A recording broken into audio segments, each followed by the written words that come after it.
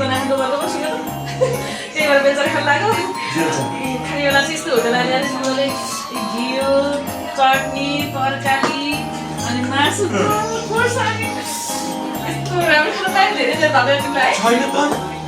मैले शोषण मात्र गर्छ भन्दै गाउँले हल्ला त्यही थियो खुवाउनु त मिठै खुवाउँदो रहेछ कुरो पनि सुन नि त हात मेरो सुन एउटा के छ भनेको छ दाउरे काका त्यो सिनेमामा चाहिँ सिरियलमा चाहिँ त्यो नबजाइदिनु न वास्तवमा रियल लाइफमा त हेर त यस्तो मिठो भयो हामीलाई देखि सधैँ नै अमर सन्तानलाई अनि हेर हेर अमृतालाई समेत आँखालाई हालेर कम्ता गरेन त हो त्यो सम्झेर के पुरा छटक रिस उठाउँछ नि नरिसाउ त खाली बेला त सबैले खाना दिएको सम्झेर के गर्छ भाउ कन्ट्रोल होइन गर्नु होइन अब सुरु गर्नु सुरु गर्ने दाउरे खाइ ल बुढा बसिहाल्छ यिनी चाहिँ को हुनु साँच्चै बोल्दैन नि त साथी तपाईँ को म भन्नुलाई सम्पूर्ण किन तपाईँ गाउँ हो र म को हो भन्ने कुरा उहाँले भन्नुभयो भने अहिले तपाईँहरू सबै यो खानलाई भात छोडेर उठेर टाप कस्नुहुन्छ किन उहाँ खाइट मोमो होइन पठाउने मोमो होइन के हो शिवरात्रिको शिवभक्त हो त्यही भएर चुप लाएर बसिरहनु भएको छ तपाईँ चाहिँ को म को हो भन्ने कुरा नि थाहा पायो भने तिमी टाप किन किन किन भन्नु नि अब क्यामेरा हेर्न थाल्के पो किन त्यो त दर्शकलाई थाहा छ तपाईँहरू चाहिँ के हेर्नु बसेर गएर भात खानु नहुनु म किन खाने भात तपाईँ भनेर उहाँलाई यहाँ हेरेर बसेर उतिरलाई ए म भात खाने मान्छे नै होइन म भात खान्न म घाँस खान्छु म घाँस खान्छु घाँस जय शम्भु घाँस हेर खाएको हँसुरेको हेर हँसुरेको हेर हँसुरेको आमामा ल ल पेटभरि टन्न खानुहोस् दाल हालेर खानु त्यति भयो दाल लगाएर दाल लानु भात लानु दाली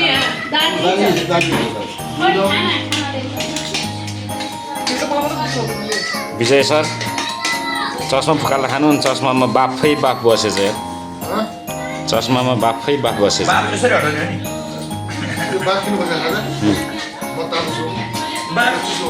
तातो त सबै तातो हुन्छ नि मरे मान्छे थोरै चिसो हुन्छ यार मरेपछि पो चिसो हुने हो त यस्तो मिठो त म त बोल्नै मलाई आएन खाना पाएपछि यी फेरि मरे मान्छे सब दाउरा बनेर जलाउने मान्छेले दाउरे काकाले खाना पाएपछि कसैसँग मतलब छैन बोल्दैन फेरि बम फुकाएको आज हाम्रो त्यो गजे मामा भन्नु हुन्छ अब बेङ्गली कुराहरू काटियो काटिरहेको छैन तर त्यो खाना बाहिर गरी हामीले दिदीको हराएर बस्छन् हो हो हो एक महिना भइसक्यो खानामा भिखारी नै होला खाना बाहिर भिकाकै हुँदैन काका भयो दिदीको हराएर एक महिना थेसारिन्छ त्यो पनि हो कोही अरू पनि छन् जस्तो लाग्दैन त्यसलाई भन्नु ए होस् त चस्का पर्छ नि त यसरी बोलाउनु कोहीले हो त क्यास्तो छ अब नबोला होला त्यो धेरै नबोला अब मान भाउले खाने भने त अमर भाउ हुनु है हो बल्ल त 2 भयो 3 त बाँकी नै छ बाँकी नै छ किन बोला त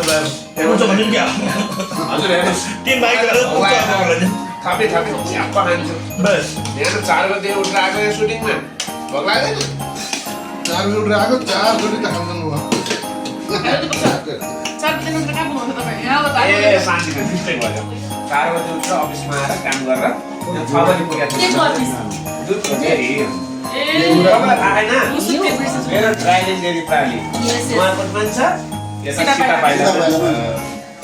हजुरहरू आउनु होला सर भक्कन त्यसमा है ड्राइभर डेलीको चाहिँ दुध चाहिँ कबाल छ दुध र दही चाहिँ कबाल छ अनि नौनी यो पनि राम्रो छ नौनी मैले त्यति थाहा छैन नौनी यो पनि जम्मै राम्रो छ त यति धेरै विशेष विशेष राम्रो मैले विज्ञापन गरेँ है हुन्छ नमस्कार सबैजनालाई म दिपक ढुङ्गाना सौता मेरी बहिनीको अम्मन हजुरहरूले चिन्नु पनि भएको छ होला नचिन्नु भयो भने अब चिन्नु होला र सिरियल हेर्नु होला अनि अम्मनको हो कस्तो रहेछ भन्ने थाहा हुन्छ र साथसाथै मेरो चाहिँ ड्राइड एन्ड डेरी प्राली भन्ने छ हामी चाहिँ नुवाकोटका किसानको घर घरमा गएर दुध कलेक्सन गरेर ल्याएर यता सीता पाइलामा ल्याएर प्रोसेसिङ गरेर शुद्ध सफा र सहुलियत मूल्यमा काठमाडौँका हरेक पसलमा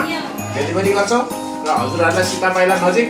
कतै चाहिएको छ भने दुध एकदम शुद्ध दुध हामी घर घरमा होम डेलिभरी पनि गर्छौँ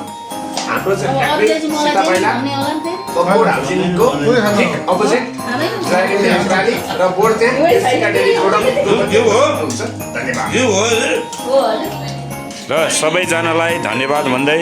यो सौता मेरी बहिनी सबैले हेरेर सब्सक्राइब लाइक कमेन्ट अनि यहाँ छ एउटा मामा गजे मामा त्यो गजे मामालाई पनि माया गरिदिनु होला अनि यो सबै निर्माण गर्ने पक्षकी हिरुनी यिनी नै हुन् है पारु यो मेरो होइन